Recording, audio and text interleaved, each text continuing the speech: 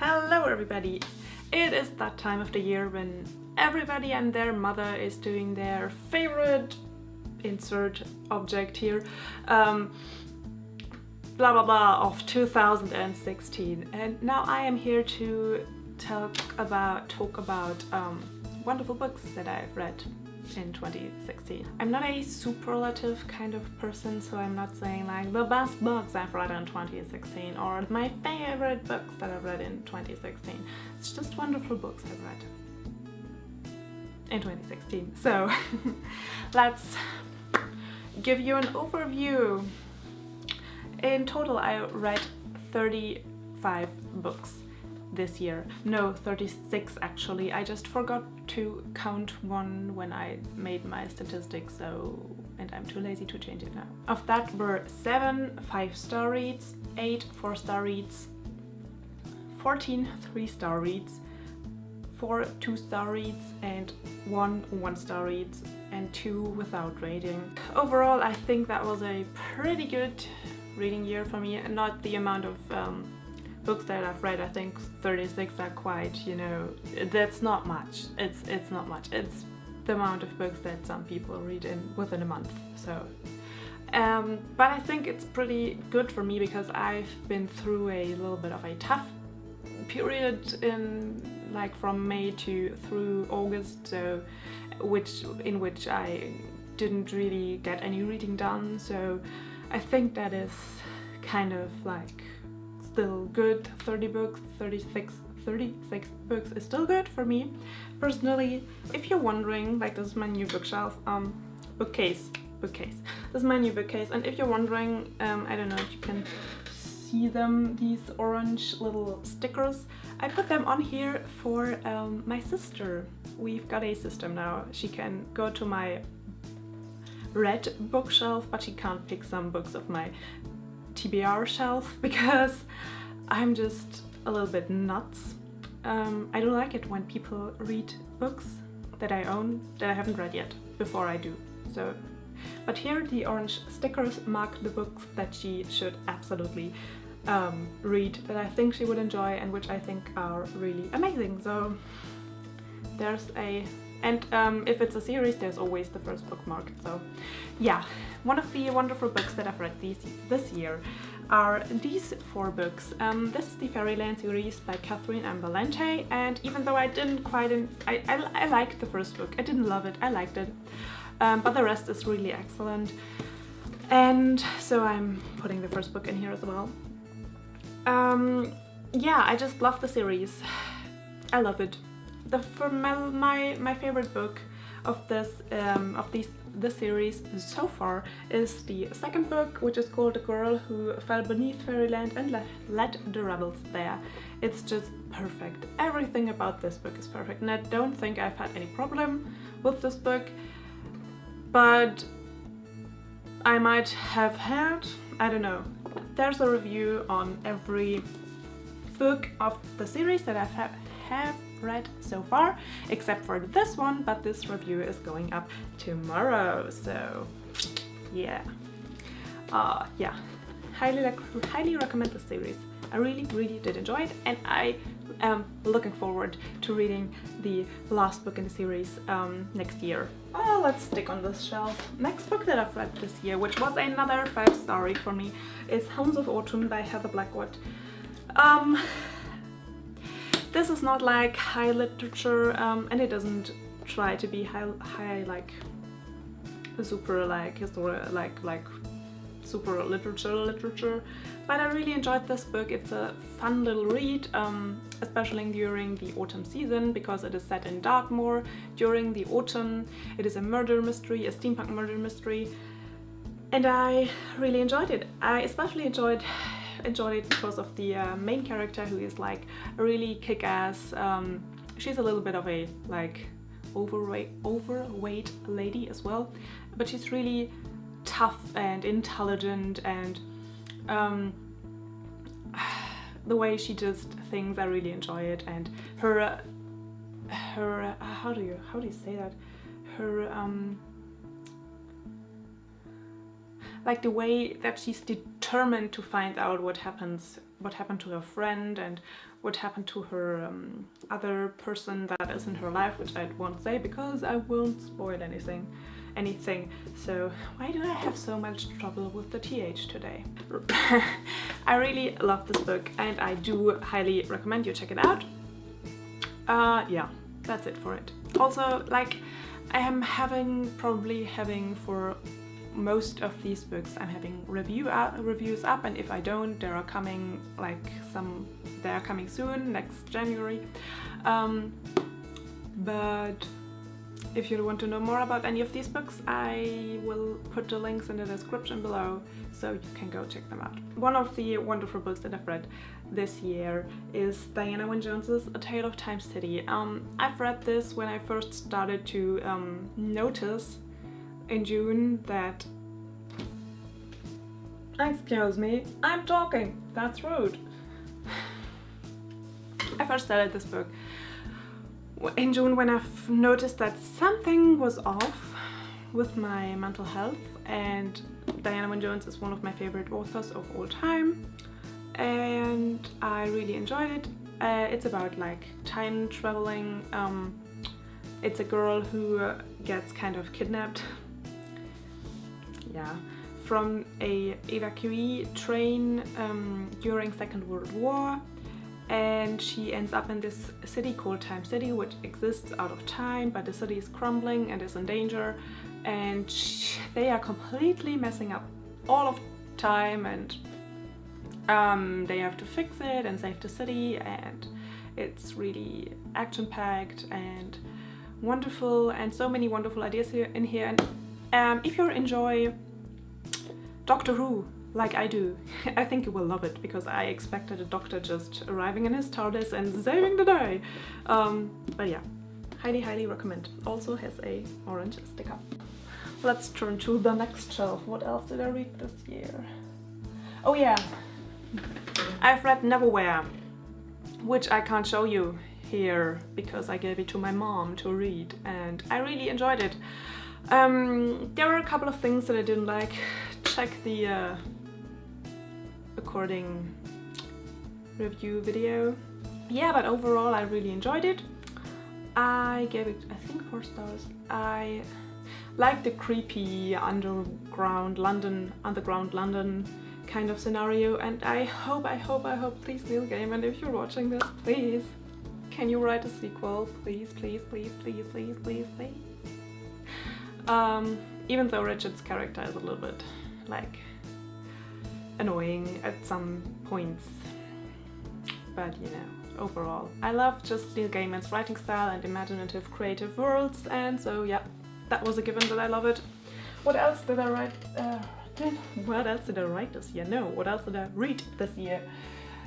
Oh yeah. One of my favorite books which I've just recently read was The Singular and Extraordinary Tale of Mira and Goliath by Ishbelle Bee. This is the first book in a so far 2-book series. The other book is back here, but I didn't love it, I just liked it. But this book is pure chaos. And I mean, when I say pure chaos, I mean pure chaos, like pure chaos. It is full of magic and fairy tales and myths and legends and beautiful flowery language. And it's a bit chaotic and not for everybody. This book is not for everybody. I highly recommend you check out my review or any review before you read it, because you might end up hating it. But I loved it. It is very weird, very unique. It's about this girl, Mira. She got shoved into a clock by her grandfather, and something happened to her, and now she's a very powerful mythical creature. And it's about her and her guardian called Goliath, and they're trying to find out what happened to Mira, and things start happening, and a guy called John Loveheart is showing up and bringing chaos and death himself is showing up, and it's just wonderful. I also reread Diana Wynne Jones's Howl's Moving Castle. also marked with an orange sticker for my sister to read, which is actually one of the books that I gifted one of my cousins for Christmas because I want them to love the books that I love. So anyways, I reread this because this is my turn to book when I'm feeling like awful and feeling anxious, and depression is like in my head and everywhere, and yeah, so I reread this. I loved it as much as I did before, and yeah. Also reread this year The Night Circus by Erin Morgenstern, which is my favorite book ever. Ever. I just love everything about it, but most of all the way the novel is written, the structure of the novel, and how we like find out more and more about the various characters, and the way their lives or their paths in the story are entangled with each other, or just tangled with each other. I don't know. So yeah, loved it. Read it, loved it. You should read it too. So then the next books that I've read that were really wonderful were The Invisible Library by Genevieve Cogman and The Masked City by Genevieve Cogman, which is the sequel. I reread the Invisible Library because I wanted to continue on with the series and didn't really like trust myself to remember all the various details, and I loved it the first time around. I loved it the second time around. It's about Invisible Library, spies, spy librarians that are looking in alternate worlds for rare books and dragons and fairies and wonderfulness.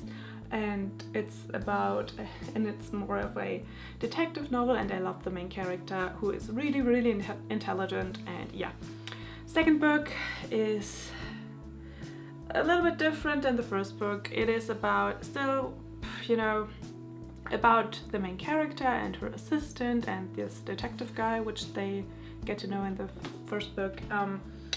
Yeah, it's a little bit different.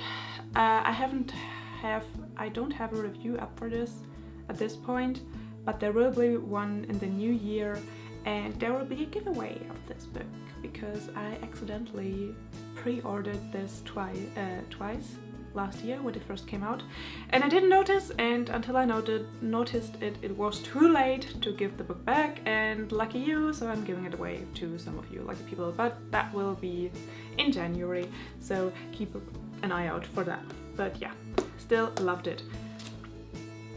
Last fiction book. Is there any more fiction? No.